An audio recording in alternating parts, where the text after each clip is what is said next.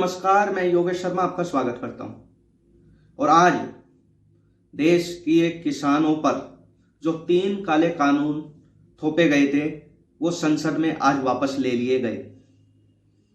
क्यों ऐसे ऐसे बयान भाजपा के नेताओं के आते रहे कि जिससे किसानों को आतंकवादी, खालिस्तानी न जाने क्या क्या कहा गया, और देश की मीडिया ने पूरे 1 वर्ष इस कानून के फायदे बताने में बिता दिया और इन किसानों को देशद्रोही बताने में निकाल दिया। परंतु लगभग 1 वर्ष बाद 19 नवंबर को देश के प्रधानमंत्री ने अपनी गलती मानी और इन काले कानूनों को वापस लिया। इससे आज ये पता लगता है कि देश में आज भी लोकतंत्र जीवित है और देश का युवा, किसान और देश की जनता अपने लिए लड़ना जानती है और आने वाली सरकारों को ये सीख देती है कि देश के किसानों पर या देश के नागरिकों पर कोई भी कानून लाकर ना थोपा जाए, बल्कि उनसे विचार विमर्श व उनके सामने इस कानूनों की जानकारियां रखकर ऐसे कानून संसद में पास कराए जाए।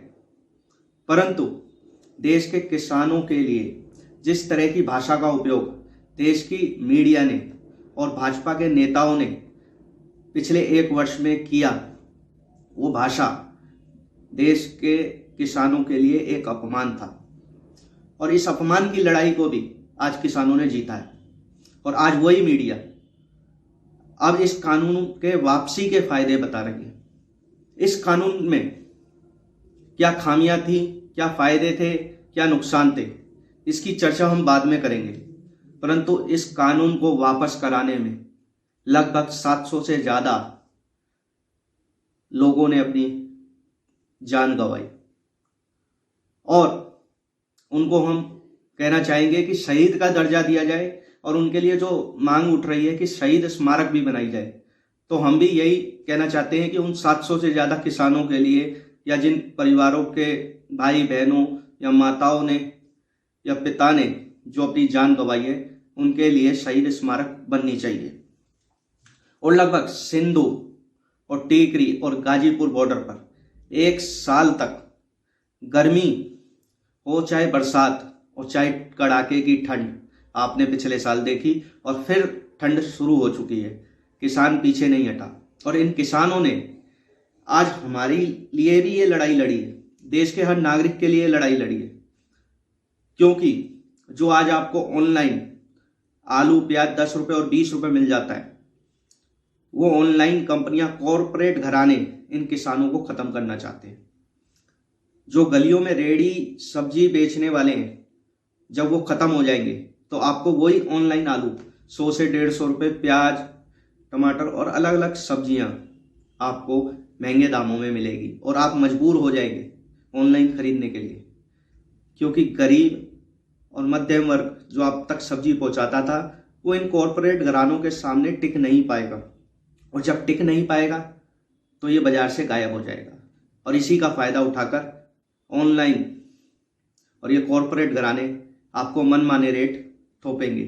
तो मैं कहना चाहता हूं कि देश के किसानों ने अपनी ही लड़ाई नहीं लड़ी, बल्कि पूरे देश के एक एक नागरिक के लिए लड़ाई लड़ी और ये लड़ाई लड़ना जरूरी था। और इस सरकार को भी ये दिखाना जरूरी था कि कोई भी सरकार देश के नागरिकों पर अपनी मन मर्जी अंग्रेजों की तरह हुकूमत नहीं कर सकती। किसान आंदोलन को देश ही नहीं, भारत ही नहीं, बल्कि विदेशों से भी समर्थन मिला और ये आवाज पूरे वर्ल्ड में किसानों के लिए उठी कि जो भारत में किसानों के साथ अत्याचार हो रहा है और जो ये 3 काले कानून थोपे गए थे, ये वापस होने चाहिए। और लगभग देश के प्रधानमंत्री ने 56 इंच के प्रधानमंत्री, जिनको 56 इंच सीने वाला प्रधानमंत्री, उस प्रधानमंत्री ने यू टर्न लिया। जो ये कहते थे कि हम यू टर्न नहीं लेंगे, हम काले कानून वापस नहीं लेंगे, या ये कहा जाता था कि मुट्ठी भर किसानों से कानून वापस नहीं होते, उन्हीं किसानों के सामने देश के प्रधानमंत्री ने 19 नवंबर को अपने 3 के 3 काले कानूनों को वापस लेने का ऐलान कर दिया और आज 29 नवंबर को संसद में भी ये 3 काले कानून वापसी का बिल पास हो गया। और मैं कहना चाहता हूं जिन भाजपा के नेताओं ने और जिन प्रवक्ताओं ने और जिन मीडिया प्रवक्ताओं ने, दलाल मीडिया में कहूंगा, जिन्होंने किसानों को आतंकवादी, खालिस्तानी, ISI से फंडिंग जैसे शब्द उनके लिए उपयोग किए, उन सबको सार्वजनिक रूप से देश के किसानों से माफी मांगनी चाहिए। और देश की सरकारों को भी ये सीखना होगा कि जनता से बिना विचार विमर्श किए, संवाद किए कोई भी कानून जनता पे न थोपे जाए। नहीं तो आज जिस तरह मोदी सरकार को झुकना पड़ा है, आगे भी झुकना पड़ेगा। यह आंदोलन हमें सिखाता है कि इस देश, भारत देश, जिसकी आजादी में लाखों लोगों का खून बहा है और शहीद हुए हैं, उनका जो भी अपमान करेगा उसको झुकना पड़ेगा। और देश के किसानों ने जो देश को बचाने के लिए अहम भूमिका निभाई है, उसके लिए भी मैं उनका धन्यवाद करता हूं। और आने वाले 5 राज्यों के चुनावों में भाजपा का क्या हशन होगा, यह आने वाले चुनावों में दिख जाएगा।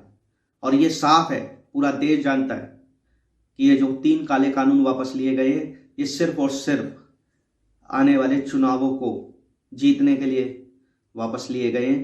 क्योंकि भाजपा हिमाचल, जहाँ से इनके राष्ट्रीय अध्यक्ष JP नड्डा आते हैं, वहाँ पे क्या इनके हालात हुए चुनावों में, वो आपने सभी देखा।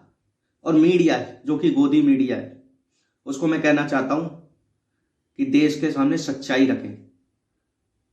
नहीं तो ये किसान आज सड़कों पर है।